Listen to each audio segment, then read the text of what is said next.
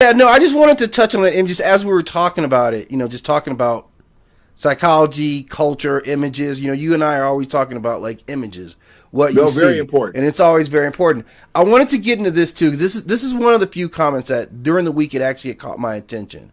Okay. And this was a guy. He had come in, and it was on a video. I talk about like ancient Sumerians, right? And ancient Hmm. Sumerians being a black culture, the founding of that civilization. Okay. And this guy was asking me as to why, right? And there's some things math wise that we need to put together to kind of bring that story in. You and I have talked about geography. So the area Yes. where we talk about Mesopotamia, we're talking about the Middle East, is what they call the Middle East now. I thought it was important to show like this is Africa. You can see this dark area here. This is where the first humans actually developed, right? Hmm. Right here in this region of Africa.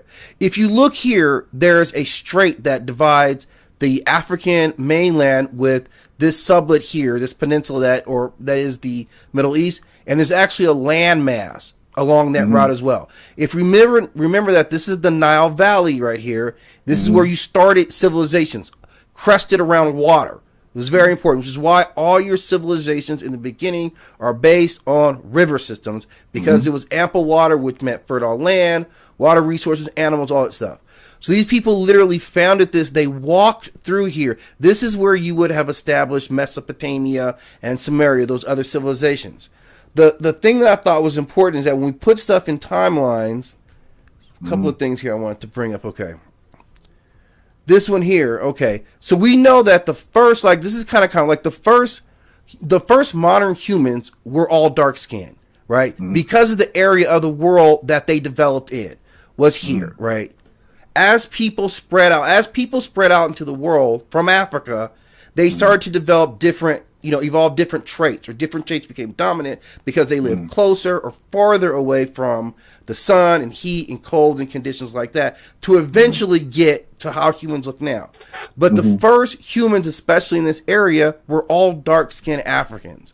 So Hmm. when we talk about how do we know about ancient Sumerian cultures, first of all, it's disputable that this should be called the Middle East. There's not a reason. This is a continuous landmass as a continent. Why is this portion here broken off from Africa?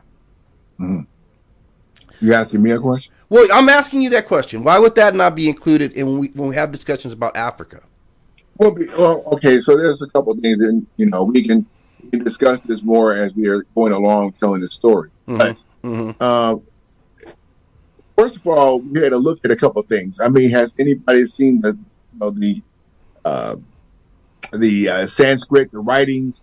Has anybody paid attention to uh, the melanated people there who actually populated all the areas of Sumer? Has anybody ever talked about this? Because I wasn't really planning on going into this, but the whole aspect of the people there in Sumer were truly Africans, Mm-hmm. without any question, Right. right? Right. Okay, so why did they call the Middle East? Well, the Middle East name was changed in the early 1800s. Okay, so that's not very long. That's Right. only been a few hundred years since Right. that's changed. Mm-hmm. Okay, and the reason why they wanted to change that is because they wanted to start to geographically set things apart, what they call Africa. Right. So Sumer is actually Africa. Right. Okay, Mm-hmm. okay, so that's what people don't understand. So all these different like for an example, not the Nile River, but what we're talking about is other areas of bodies of water. Yes. Okay, so we can talk about when they talked about the River Euphrates. They talked about some of these other rivers, but the idea is everything was kind of separated from bodies of water. But that's how people were able to define things. Right. But the fact of the matter is that these areas, all that we call Sumer country, are purely all Africans. Just like the people who migrated over to an area now we call Asia, Thank is you. all Africans. Right.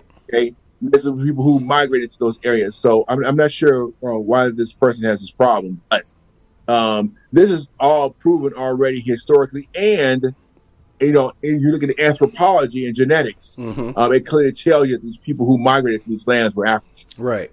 Right. Well, I think it's it's another part of the argument we were just having, a discussion we were having about like media, like what you put out. Right. You won't put out something that is factual, easy to verify, but you'll put out images of, because this is excellence right here, right? Yes. This is, okay, your earliest civilizations, the civilizations that you still talk about to this day, the people who wrote the first laws, this is where they came from. So that message of excellence is written in that. Yeah, well, I mean, I talked about a few, Thursdays ago on how the Ethiopian Ocean was changed to the Atlantic Ocean. Right, yes. Okay, so what am I saying? So when people start changing names, they start educating it from that direction. Mm-hmm. Okay, so we know the Atlantic slave trade was based all on the Ethiopian, right? Based on West Africa. We know that part, Yes. right? And you and I have talked also about how mythology stories came out of that. Right. Okay, so this is kind of what I mean. When you are controlling information, that's how people educate based on changed information. Right.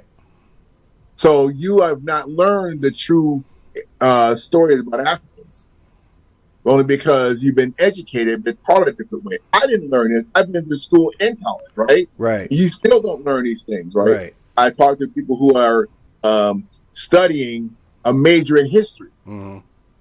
If you're studying a major in history, for an example, I'll give this to you real shortly. I spoke to a lady at a jewelry store, and she was saying she was getting her history major. And as she said, I said, where are you right now? She said, oh, I'm taking one of my prerequisites in the Trojan War. Right. I said, really? I said, you talk about the story, okay, of the Odyssey. You're talking about Odysseus. Yeah. You're talking about the Iliad. Yeah. Mm-hmm. How about Memnon? Never heard of Memnon. Never heard of Memnon. Okay. Yeah. I said, you see, this is what I'm talking about. Yeah. And I said, you ever heard of the book of the Ethiopians? Yeah. Never heard of the Ethiopians. Yeah. But Memnon is the foundation of Western literature. Right. But they cut that part. You see, that's how people are educated. Yeah. Are taught. Yeah. So that's not excellence. Yeah. But when you bring out the story of Memnon, then we're talking about excellence. Mm-hmm. So that part is cut out. Yeah. Yeah. Okay. Yeah. So we talked about some of these stories and how the names of Greek mythology have changed because of those very reasons. Right. Same situation. Right. You take out nature and everything else becomes man-made and barbaric. Right. So that's another example of that. Yeah. Yeah. I just wanted to bring the side of that. I mean, that kind of directly goes at what this gentleman's question, like, how do you know? Like, history shows us exactly who was in that area at what periods of time. I mean, so it's very easy, and it's not such a big deal. If we accept that this is kind of how the first humans were, if these are the first humans, that meant that the first civilizations also came from the same people. It's not a big deal.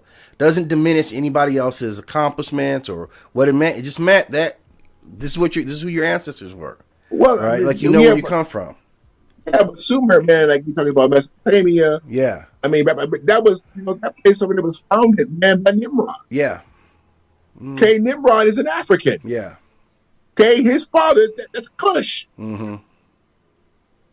That's African people. Yeah. Oh, don't get me going on this one. Yeah. No, that's a good, but that again, you draw it back. Like, that's the history of it. That's the back part of it. It doesn't make any sense. It's like, okay, it's like, hey, Memnon's mother, she's Ethiopian. Yeah. Wow. You see what I mean? So, but how can Memnon be black? Mm-hmm. I mean, this story goes back generations, but even some of the greatest Greek writers and scholars say he's Ethiopian. Yeah. Okay, yeah. I mean, and this is some of the most famous people that, of course, we are still studying and going in foundation-wise, teaching from that same type of philosophy. Right. Okay? I mean, so to say otherwise, it's almost like you want to cut that part out, take that part out. It is like that. It is very much like that. That's what that is. Yeah. All right. Let me bring up the next one here. I have an interesting. This is something I think you're going to like here. I guess I'm good. Okay.